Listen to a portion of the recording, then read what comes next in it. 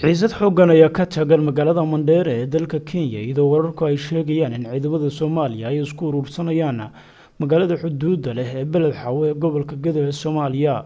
Wargeyska Daily Nation ee ka soo baxa Nairobi ayaa qoray in xiisadda Mandheera ay salka ku hayso cabsi laga qabo in ciidamada Soomaaliya ay qorsheynayaan inay soo weeraraan hotel ku yaala magaalada Mandheera oo uu degan yahay wasiirka amniga Jubbaland Cabdirashiid Xasan Cabdinuur Jaan oo ka baxsaday dowladda Soomaaliya. dadweyne badan oo degan xaafado ku yaala xuduudda Mandheera ayaa ka cararay iyagoo gabaad ka raadsanaya dadka ehelkooda ah ee ku nool dhinaca kale ee magaalada Mandheera.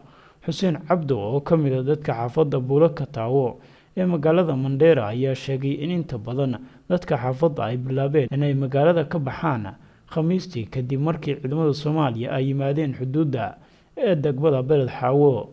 xaaladda ma aha sidii hore sababtoo ah saraakiisha ayaa dhufaysyo ka galay magaalada ayaga ayaana maamulaya ayuu yiri.